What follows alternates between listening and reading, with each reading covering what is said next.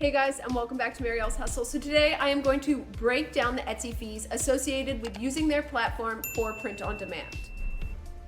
So the fees associated with selling on Etsy are pretty minimal, yet Etsy does a great job at hiding some of these fees. So I'm going to go ahead and break them down. So every product that you list on Etsy is going to cost you 20 cents to list. After that, after someone has purchased your product, Etsy is going to take 3 separate fees.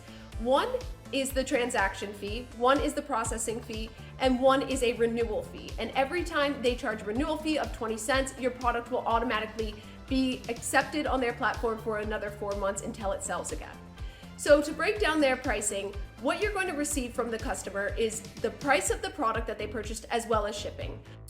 So after the transaction, you are going to pay Etsy a 3% processing fee plus a flat rate 25 cents. After that, Etsy takes a transaction fee of 6.5% plus a 20-cent renewal fee to keep your listing in good standing and help boost its rating once the renewal has continued. That renewal will be good for 4 months unless the product sells, and then it will continue to get renewed every time it sells.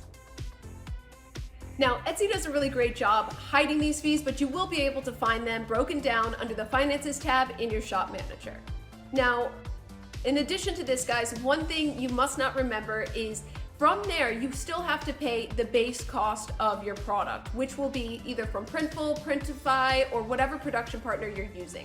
So your true profit only comes after those fees from Etsy are taken and then after you reduce or deduct the base cost of the product. And overall, guys, that is a rundown of how Etsy fees work and what real profit you will be getting from your Etsy print-on-demand business. So if you guys like this video, make sure to click the like, click the subscribe, and thank you guys so much for watching my super awkward YouTube video today.